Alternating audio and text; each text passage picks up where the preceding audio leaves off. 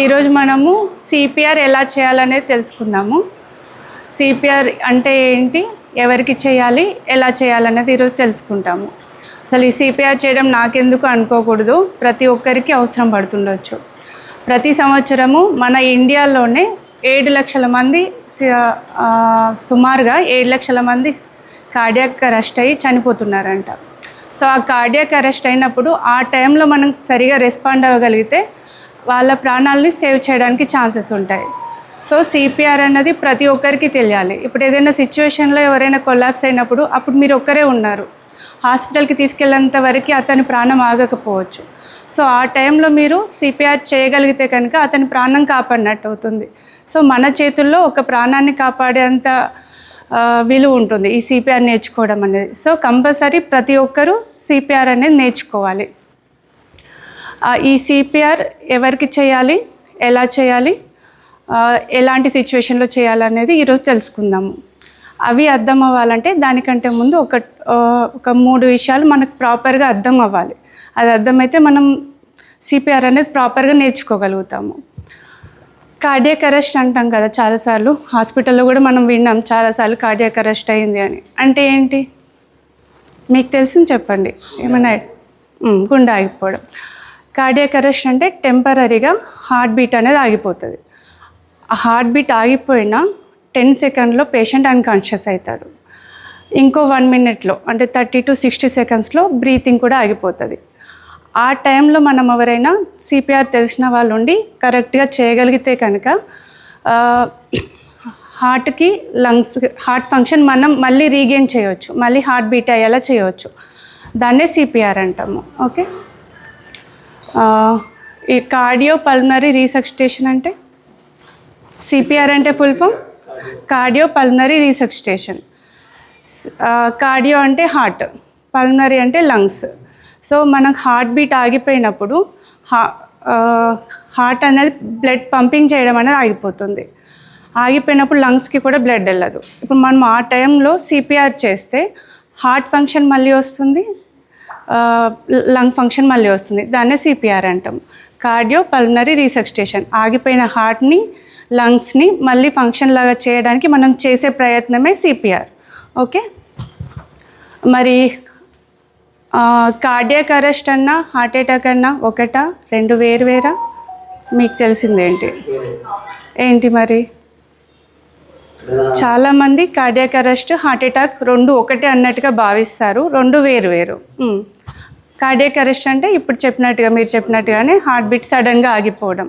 మరి heart attack అంటే రక్తం సప్లై ఒక పార్ట్ ఆఫ్ ది హార్ట్కి ఆగిపోయి ఆ part of the heart damage అవుతుంది, అది heart attack. Severe heart attack కూడా కార్డియాక్ అరెస్ట్ని కాజ్ చేస్తుంది, కానీ 2 సేమ్ కాదు. హార్ట్ అటాక్ వల్ల కార్డియాక్ అరెస్ట్ వస్తుంది, కానీ cardiac arrest, heart attack 2 same words కాదు, 2 వేరు. ఓకేనా? సో ఇప్పుడు ఎవరైనా మనం ఉన్న పరిసరాల్లో ఎవరైనా సడన్గా ఫెయింట్ అయి పడిపోయినారు, కొలాప్స్ అయినారు, మరి సిపిఆర్ అనేది ఎలాంటి సిచ్యువేషన్లో? పడిపోయిన అందరికీ చేస్తామా సిపిఆర్ అనేది?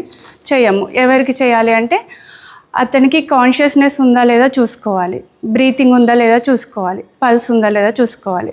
మరి కాన్షియస్ ఉన్నారా లేదా అన్నది ఎట్లా తెలుసుకుంటాము? సో ఇది పడిపోయిన మనిషి అనుకోండి, కాన్షియస్ ఉన్నాడా లేదా అని తెలుసుకోవడం కోసం షోల్డర్స్ పైన గట్టిగా ట్యాప్ చేయాలి అట్లా. సో ఆయన ఒకవేళ కాన్షియస్ ఉంటే ఎంతో కొంత రెస్పాండ్ అవుతాడు, అదొకటి. లేదంటే దగ్గరికి వెళ్ళి పిలవాలి, ఆయన పేరు తెలిస్తే పేరు పెట్టి పిలుస్తాము. లేదంటే హలో హలో హలో అన్నట్టుగా 3 times గట్టిగా వినిపించేలాగా. ఇప్పుడు మనకి డీప్ స్లీప్లో ఉంటే ఎట్లా లేపుతాము, వినిపించదు మామూలుగా. సో అంత గట్టిగా లౌడ్ వాయిస్తో సేమ్ టోన్తో పిలవాలి, 3 times కూడా సేమ్ టోన్తో పిలవాలి. ఒకవేళ కాన్షియస్ ఉంటే ఎంతో కొంత రెస్పాండ్ అవుతాడు, మనకు కాన్షియస్ ఉన్నాడన్న విషయం తెలుస్తుంది. అట్లా రెస్పాండ్ అవ్వలేడు అంటే అన్కాన్షియస్ ఉన్నాడు అనేది కన్ఫర్మ్ చేసుకోవాలి. రెండోది బ్రీతింగ్ ఉందా లేదా అనేది ఎట్లా తెలుస్తాము? Look, listen, feel. లుక్ అంటే మనకి ప్రతి శ్వాసతో ఛాతీ మూమెంట్ అప్ డౌన్ అవుతుంది. సో మనం అది కీన్గా గమనించాలి. ఛాతీ మూమెంట్ ఉందా లేదా, అంటే బ్రీత్ చేస్తున్నాడా లేదా, అది తెలియలేదు. ఫీల్, నోస్ దగ్గర ఫింగర్ పెట్టి మనకి ప్రతి శ్వాసతో ఎయిర్ లోపలికి వెళ్తుంది, బయటికి వస్తుంది, అది ఫీల్ అవ్వాలి. లిజన్, మనం చెవి దగ్గర పెడితే కొంచెం ఆ సౌండ్ కూడా వినడానికి ఉంటుంది. So look, feel, listen, breathe ఉందా లేదా. ఇంకొకటి పల్స్. మెడికల్ ఫీల్డ్లో ఉన్నారు కాబట్టి మీకు పల్స్ తెలుస్తుంది, చూడగలుగుతారు. తెలియని వాళ్ళు కూడా పల్స్ అనేది ఆప్షనల్. ఇవి రెండు చూసుకోవాలి మెయిన్గా.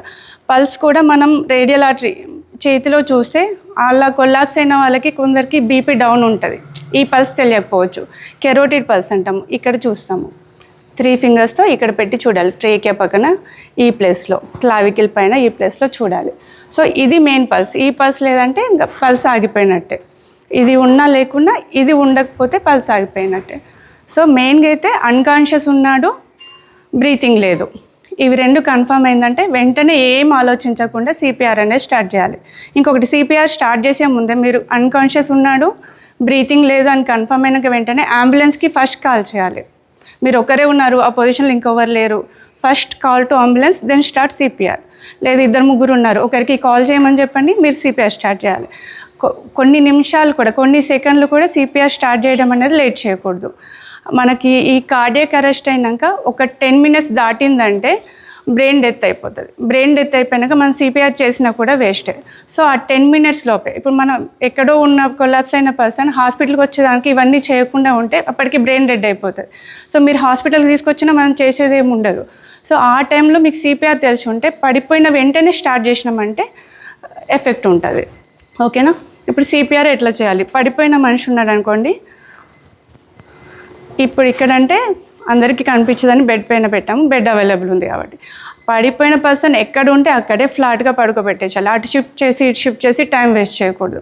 ఎక్కడ ఉన్నాడో అక్కడ సేఫ్ ప్లేస్లో ఉన్నాడా లేదా, పక్కన ఏమైనా షార్ప్ ఆబ్జెక్ట్స్ ఉంటే అవి చూసుకోవాలి.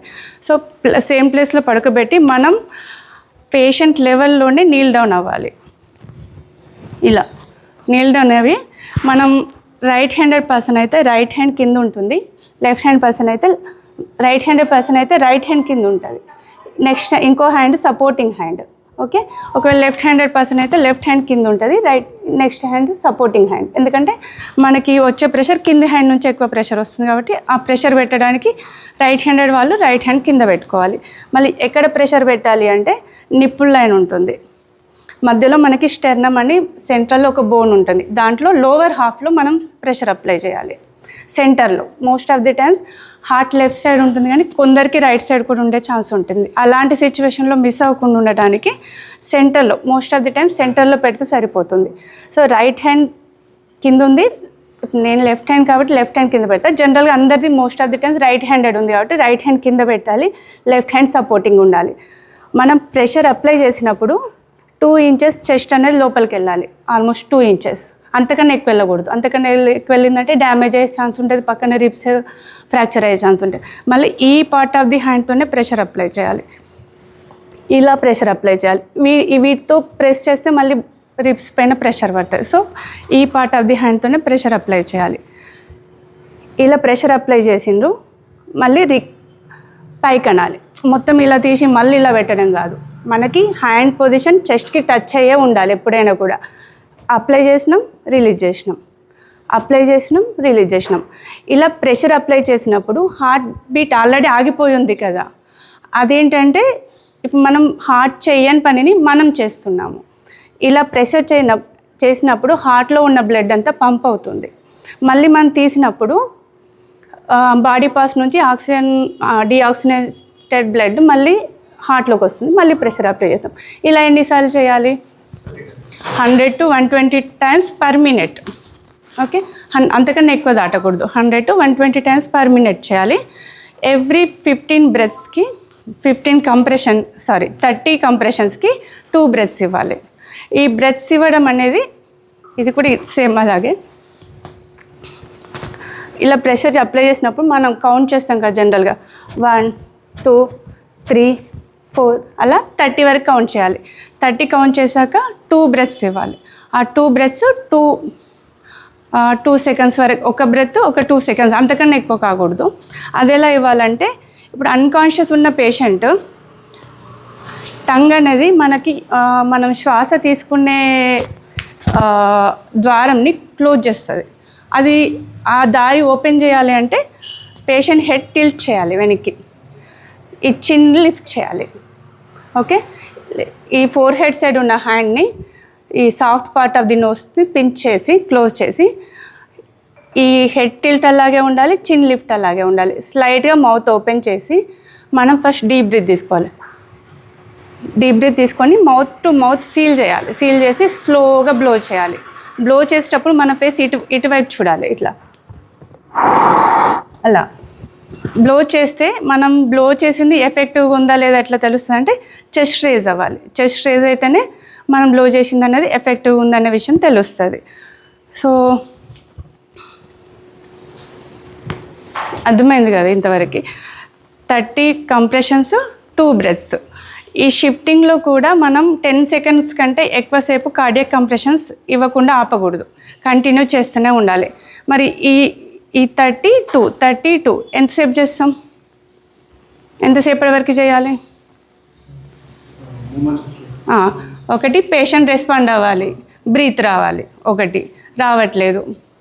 నెక్స్ట్ అంబులెన్స్, మనం మెడికల్ హెల్ప్కి కాల్ చేసాం ఆల్రెడీ, వచ్చేంతవరకు, ఇంకా అలసిపోయేంతవరకు. ఇప్పుడు వేరే పర్సన్ హెల్ప్ చేయడానికి ఉన్నారంటే మనం అలసిపోగానే నెక్స్ట్ వాళ్ళకి ఛాన్స్ ఇవ్వాలి. ఎవరు లేరు ఒకరే ఉన్నారంటే నువ్వు చేసి ఎంతసేపు అలసిపోతే ఆగడమే. అలసిపోయాక చేసినా కూడా అది ఎఫెక్టివ్నెస్ ఉండదు. నీకు హెల్పర్స్ ఉన్నారు అయినా నేను ఒక్కనే చేస్తాను అనుకోవద్దు, ఆపి నెక్స్ట్ వాళ్ళకి ఇవ్వాలి. ఎందుకంటే మనం కొంచెం అలసిపోయాక ఈ కంప్రెషన్స్ అనేవి ఎఫెక్టివ్గా ఉండవు. ఓకేనా? సో ఇప్పుడు మనం చేసింది ఏంటంటే ఒక హార్ట్ బీట్లో మన బాడీలో జరిగే ప్రాసెస్ ఏంటి? ఒక బీట్లో మామూలుగా అయితే డీఆక్సినేటెడ్ బ్లడ్ అంటే కార్బన్ డైఆక్సైడ్తో కూడుకున్న బ్లడ్ని ఇంప్యూర్ బ్లడ్ అంటాం. అదంతా బాడీ పాస్ నుంచి హార్ట్కి వస్తుంది. హార్ట్ ఏం చేస్తుంది? దాన్ని పంప్ చేసి లంగ్స్కి పంపిస్తుంది. లంగ్స్లో ఏమవుతుంది? కార్బన్ డైఆక్సైడ్ని తీసుకొని ఆక్సిజన్ ఇస్తుంది. దాన్ని ప్యూర్ బ్లడ్ అంటాము. సో బాడీ పాస్ నుంచి వచ్చిన ఇంప్యూర్ బ్లడ్ని లంగ్స్కి పంపించి ప్యూర్ చేస్తుంది. ఇది హార్ట్ బీట్లో జరిగే ప్రాసెస్. హార్ట్ బీట్ ఆగిపోయింది కాబట్టి ఇదంతా జరగదు. మనకి ఇదంతా జరగకపోవడం వల్ల ఫస్ట్ అన్కాన్షియస్ అవుతారు, బ్రీత్ ఆగిపోతుంది. 10 minutes దాటిందంటే పర్మనెంట్ బ్రెయిన్ డెడ్ అవుతుంది. సో మనం ఇది చేయడం వల్ల హార్ట్ బీట్ ఆగిపోయినప్పటికీ కూడా ఎంతో కొంత ఆక్సిజనేటెడ్ బ్లడ్ ఉంటుంది. సో హార్ట్ చేయని పనిని టెంపరీగా మనం చేస్తున్నాము.